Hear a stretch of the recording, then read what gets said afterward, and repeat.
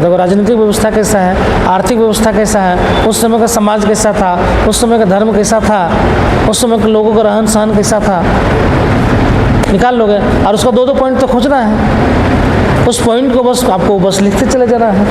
वही उस समय का कल्चर जो है महिला प्रधान था, हड़प्पा सभ्यता में जो है महिला प्रधान था। आज कल्चर में देख रहे हैं महिला जो है शोषित है, पुरुष प्रधान है, नहीं हड़प्पा सभ्यता में कैसे महिला प्रधान। अब यहाँ से जोड़ के वहाँ लेके अच्छा अभी तो महिला प्रधान नहीं पुरुष प्रधान है, उस समय महिला प्रधान था। महिला का प्रमुख रूप से जो है वहाँ पे माना जाता था, देवी का रूप दिया जाता था, समझ में। तो इमेजिन करेंगे तो हिस्ट्री अपने आप लिखाना स्टार्ट हो जाएगा। हिस्ट्री को रटा नहीं जाता है, हिस्ट्री को समझा जाता है। समझ जाएंगे तो लिखना स्टार्ट कर देंगे, समझ में।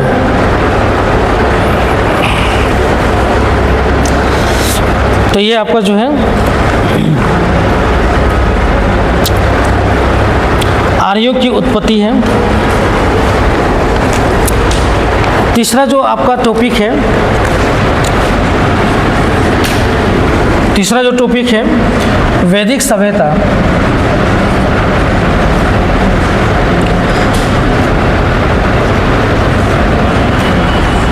तीसरा है वैदिक सभ्यता। अब देखो वैदिक सभ्यता जो है, जो हड़प्पा के बाद जो सभ्यता आया, अब हड़प्पा का जो है पतन ही माना जाता है 1750 और वैदिक सभ्यता का जो शुरुआत माना जाता है 1520। मतलब वैदिक सभ्यता का जो शुरुआत होता है जिसको हम लोग जो है 1520 मानते हैं। मतलब 1750 और 1520 में जो है लगभग 250 साल का अंतर है।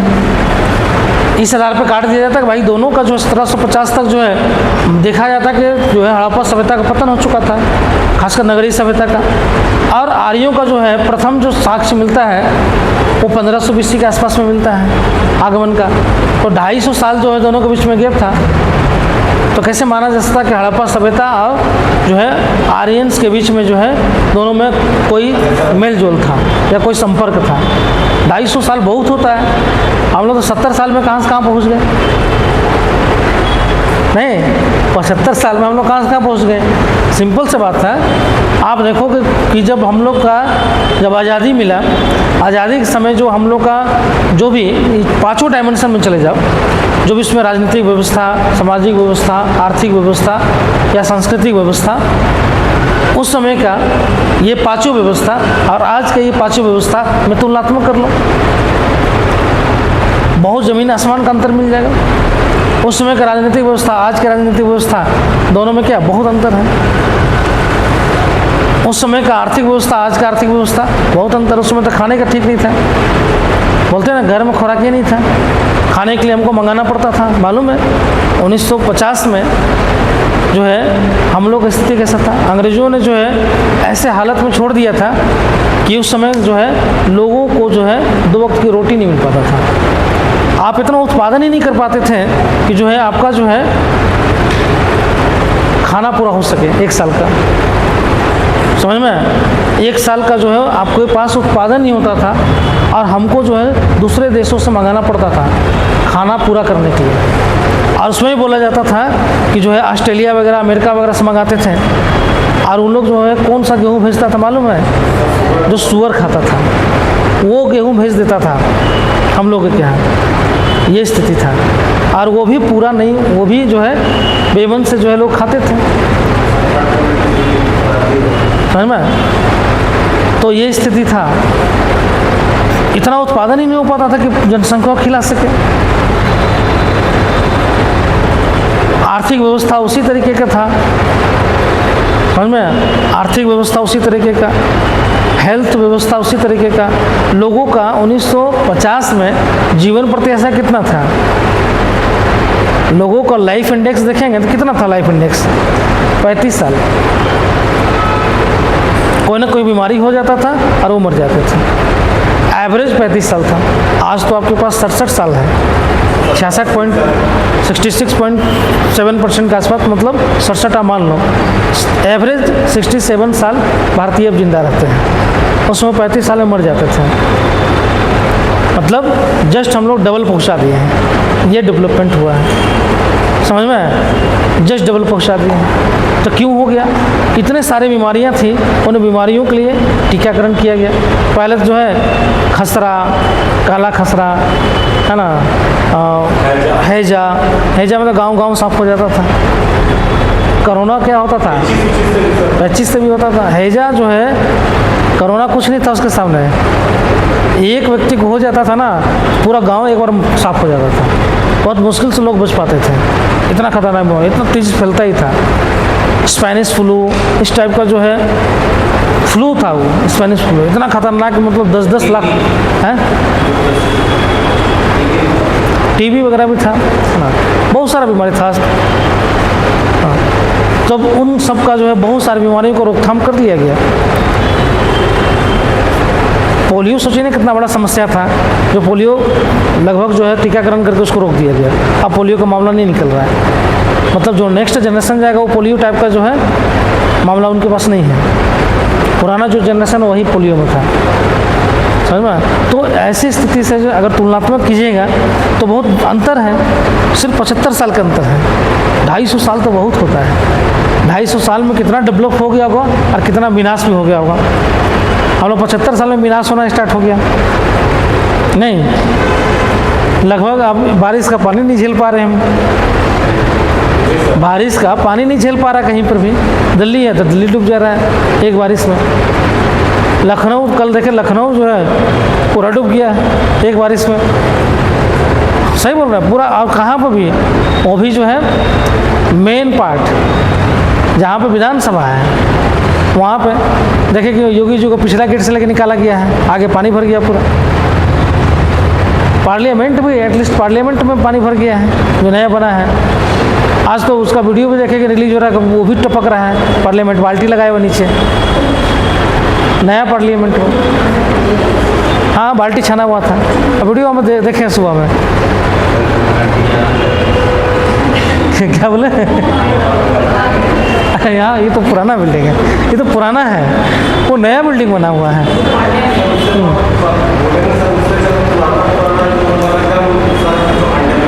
हाँ हाँ हाँ सही बात है। आज भी कुछ नहीं है।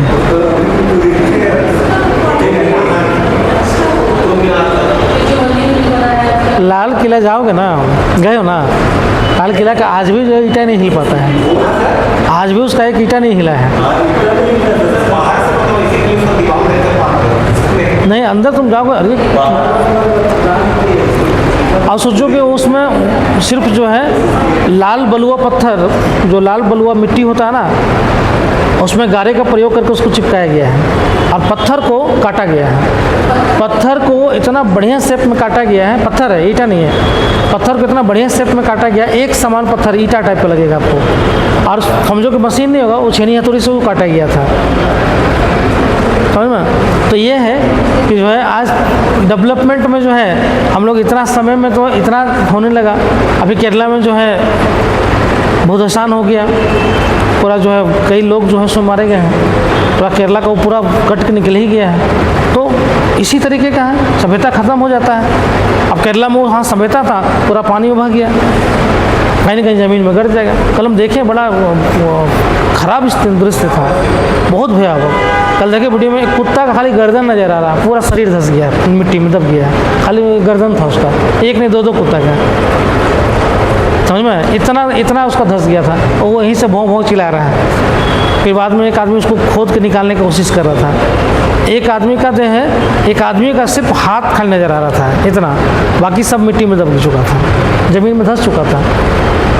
बाद में अगर मान लीजिए बहुत सारा आदमी होगा ऐसा जो दब गया होगा, मिलेगा भी नहीं, कंकाल के रूप में हो जाएगा।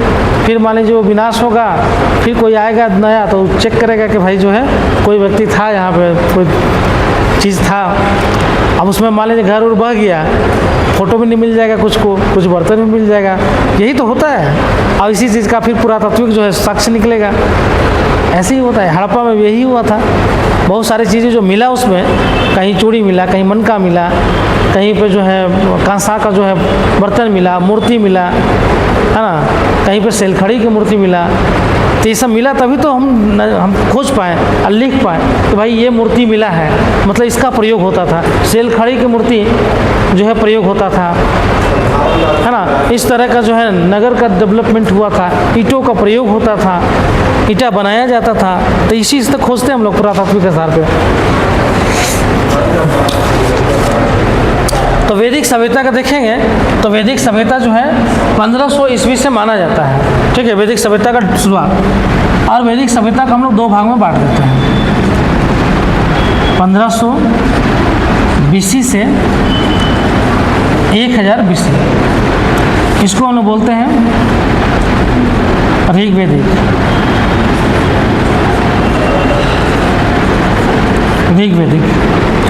और दूसरा पार्ट होता है 1000 से 600 BC, इसको बोलते हैं उत्तर वैदिक।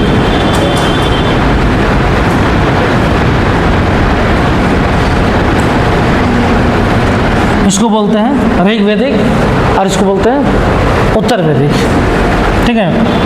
ऋग्वैदिक जो है और उत्तर वैदिक।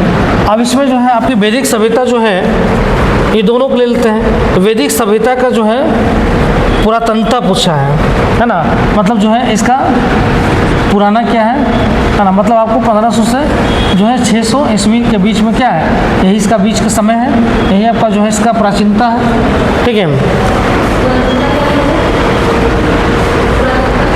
क्या पुरातनता मतलब जो उसका पुराना जो जहाँ से स्टार्ट हुआ है, ठीक है।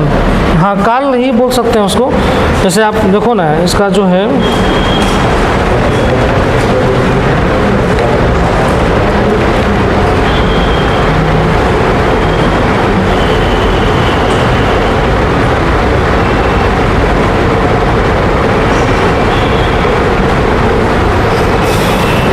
ठीक है, स्टार्टिफिकेशन इसको बोला जाता है। तो वही है शुरुआत से जो इसका जो है शुरुआत हुआ वो वाला पार्ट, ठीक है। दूसरा है इसका स्तरीकरण।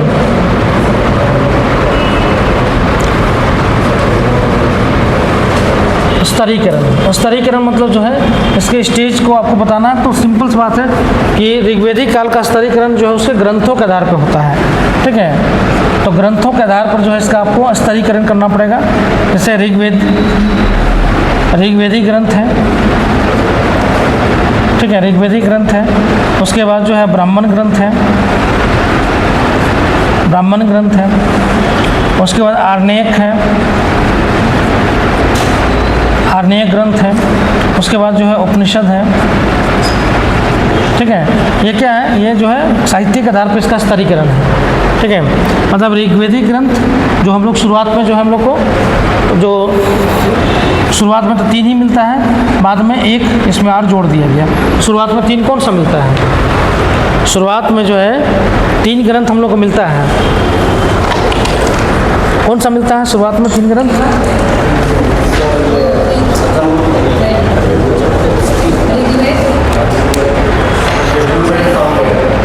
ऋग्वेद, सामवेद और यजुर्वेद। और अथर्ववेद जो है वो बाद में उत्तर वैदिक काल में जोड़ा गया है, ठीक है। तो ऋग्वेद क्या है?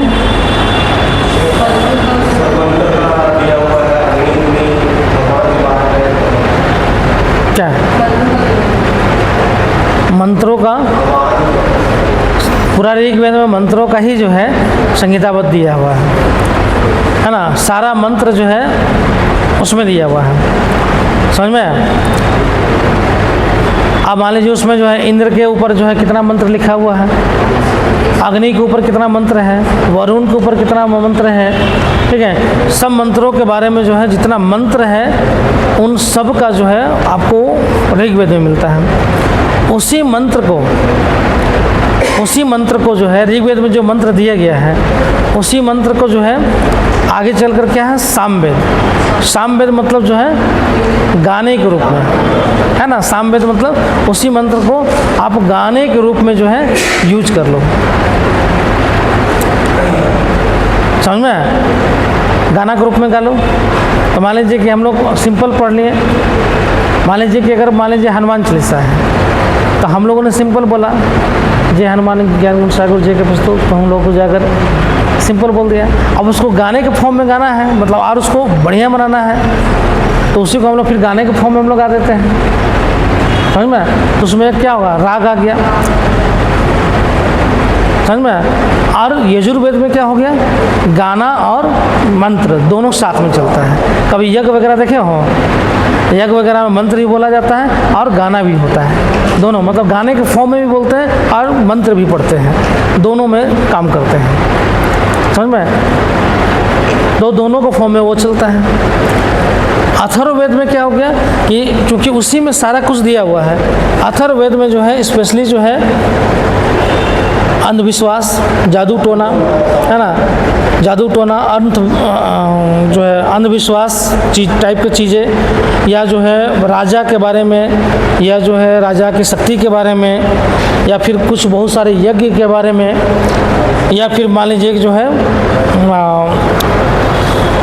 या उसके अलावा भी जो है जो आयुर्वेदिक वगैरह है, जो इलाज वगैरह है, उसके बारे में जो है अथर्ववेद में, मतलब डेवलप होने के बाद कुछ चीज़ें आई, उसको अथर्ववेद में डाल दिया गया, ठीक है। तो उसमें जो है जादू टोना का, अंधविश्वास का ही बात किया गया है। अंधविश्वास पे भरोसा है कि नहीं, मतलब भूत मानते हो कि नहीं, कौन मान, भूत इसमें कौन मानता है, देखे हो नहीं, डर लगता है, हैं? हाँ, हम नहीं देखे, हम देखे नहीं हैं। बोले कि आप देखे हैं भूत, हमने नहीं देखे हैं, हम तो मिलना चाहते हैं कि एक तो मिल जाए हमसे।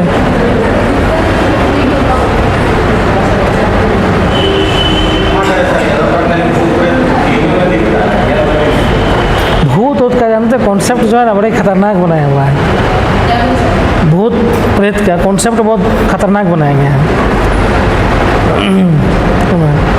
मतलब जो है सिंपल सी बात है, जब तक डर नहीं होगा तब तक भक्ति कैसे होगा। लोगों को वैसे देखो, भूत प्रेत कॉन्सेप्ट क्यों होगा मालूम है, वैसा लोग होगा जो पूजा पाठ नहीं करता होगा, वैसा लोग भी होगा समाज में जो पूजा पाठ समझा क्या करना, ये सब बकवास चीज़ है, तो उसको डराने के लिए भूत प्रेत डाल दिया होगा। अच्छा तुम मत करो, देखो तुमको क्या होता है। अब जहाँ वो डरा उसके बाद तुरंत पूजा पाठ करना स्टार्ट कर दिया, नहीं कहना, बोला चलो पढ़ो जाकर मंत्र, तो भूत प्रेत नहीं आएगा। इस तरह का कुछ भगवान भी ईजाद कर दिया गया, ठीक है, ये चीज़ें हैं, ठीक है। तो ये जो है वैदिक धर्म का जो है आपका स्तरीकरण हो गया। अब इसमें पूछा है, इसमें और 2 पॉइंट है। पूर्व वैदिक काल, मतलब जो है ऋग वैदिक काल का जो है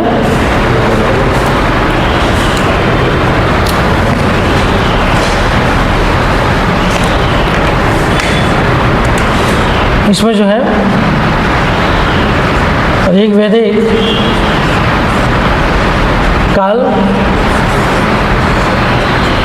क्योंकि इसमें दे दिया, इंडिकेशन दिया है, ठीक है, आपका कि जो है पूर्व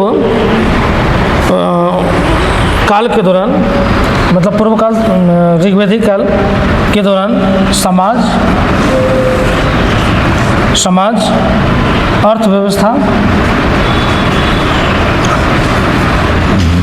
अर्थव्यवस्था और धर्म,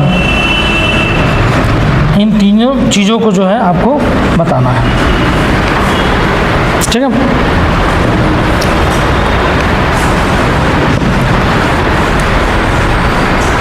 ये आपका वैदिक काल में हो गया। नेक्स्ट है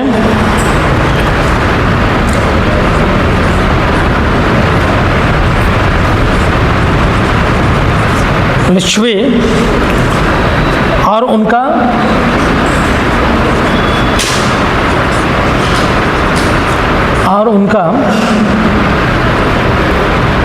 गणतंत्रात्मक व्यवस्था।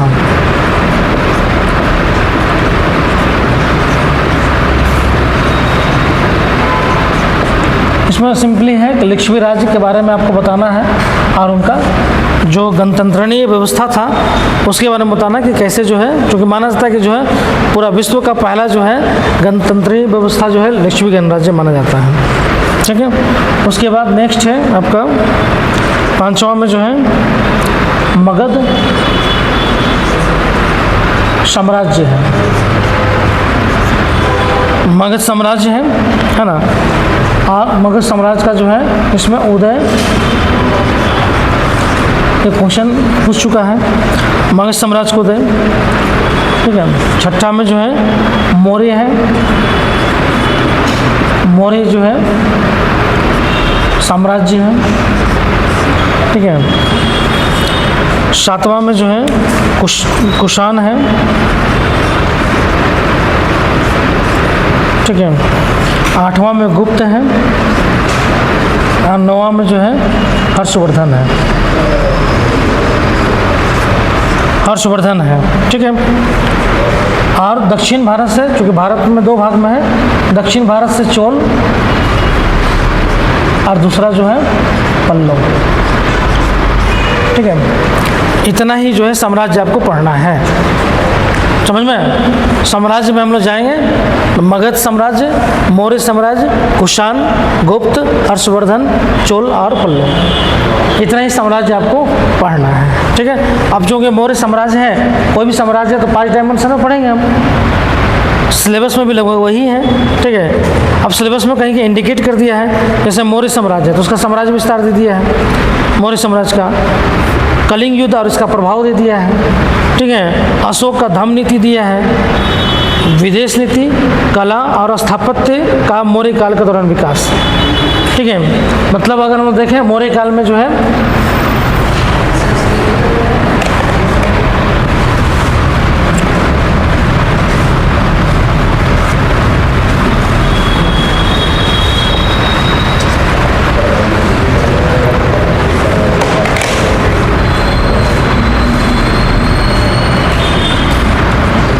मौर्य काल में देखें इसमें क्या पढ़ना हम लोग को,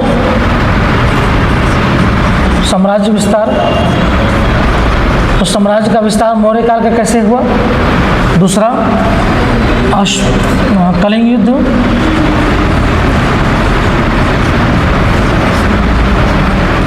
और उसका प्रभाव। तीसरा जो है कलिंग युद्ध के अलावा जो है अशोक का धम्म, मतलब धम्म नीति। ठीक है। अशोक का, उसके अलावा जो है आपका जो है कला और विदेश नीति, विदेश नीति, कला और स्थापत्य है ना, कला स्थापत्य, कला स्थापत्य और साहित्य।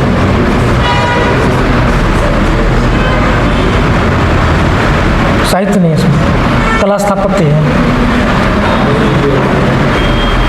ठीक है। ये जो है विदेश नीति और कला और स्थापत्य जो है ये पूरे मौर्य काल का पढ़ना है, ये पूरे मौर्य काल का, ये सिर्फ अशोक का, यही मौर्य काल में हम लोग को पढ़ना है।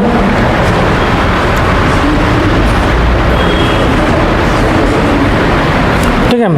उसी तरह कुषाण में जाएंगे, कुषाण में जाएंगे तो कुषाण में जो है आपको सिंपल सा है, कुषाण में जो है साम्राज्य, उसमें भी आपको कनिष्क का पढ़ना है। कनिष्क, कुषाण में कनिष्क का जो है पहला है साम्राज्य का विस्तार,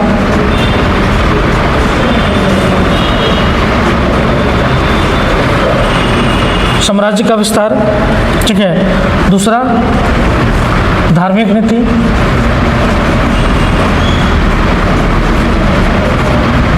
ठीक है, धार्मिक नीति। और दूसरा है कला और स्थापत्य और साहित्य। ये जो है पूरे कुषाण काल के दौरान, है ना, कुषाण काल का, बस ये कुषाण काल पढ़ना है आपका, ठीक है। उसके बाद है गुप्त। गुप्त का देखेंगे हम लोग, तो गुप्त में भी जो है आपका जो है साम्राज्य का विस्तार, सब में जो है साम्राज्य का विस्तार दिया हुआ है, साम्राज्य विस्तार। दूसरा है भाषा और साहित्य,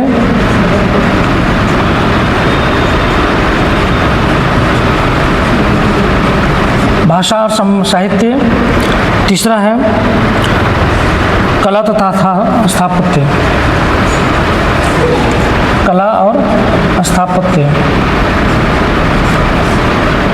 बस इतना ही पढ़ना हम लोग को गुप्त काल में, साम्राज्य विस्तार, भाषा और साहित्य, कला और स्थापत्य।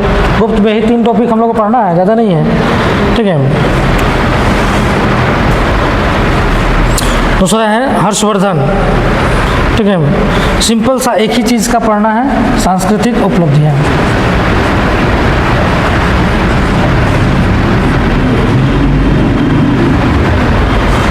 सांस्कृतिक उपलब्धियाँ,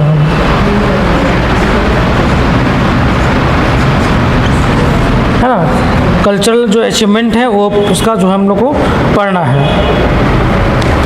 और उसको अंतिम हिंदू शासक क्यों बोला जाता है, ये कारण खाली देखना है, ठीक है, हर्षवर्धन का। और इसको जो है अंतिम हिंदू शासक क्यों कहा जाता है, हाँ, अंतिम हिंदू शासक, ठीक है। इसको क्यों उत्तर भारत का अंतिम हिंदू शासक कहा जाता है, बस ये कारण आपको करना है। चोल का जो है इसमें आइएगा तो स्थानीय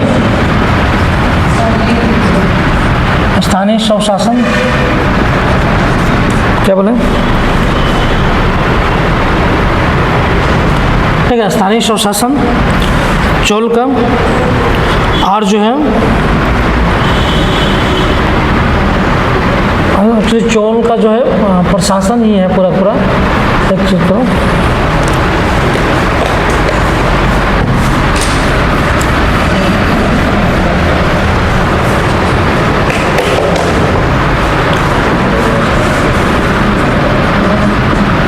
चोल का जो है,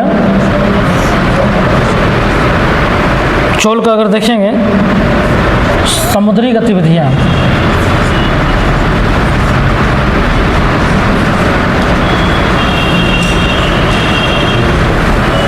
पता नहीं ये सब क्यों डाल देता है। समुद्री गतिविधियाँ, प्रशासन,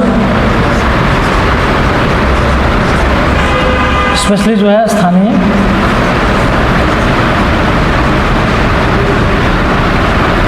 स्थानीय स्वशासन और कला और साहित्य, कला और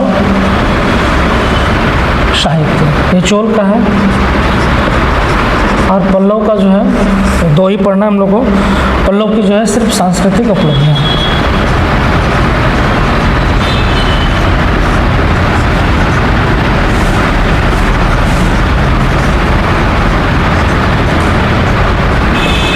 बस इतना ही आपको लोग को जो है एंशिएंट में पढ़ना है, ठीक है। लेकिन बोलने से खाली इतना नहीं होगा, है बहुत बड़ा, ठीक है। लेकिन ये है कि सिलेबस डिफाइन है इसलिए आसान है। यही सिलेबस खाली एंशिएंट इंडिया होता ना, जैसे यूपीएससी में प्राचीन भारत का इतिहास, तब हालत ख़राब है, तब सारा कुछ पढ़ना पड़ता पूरा एंशिएंट इंडिया का। लेकिन चूँकि यहाँ सिलेबस डिफाइन है, हमको सेलेक्टिव होकर पढ़ना है, समझ में। चलो 15 मिनट के ब्रेक लो, तब सिंधु घाटी सभ्यता का उत्पत्ति स्टार्ट करते हैं, ठीक है।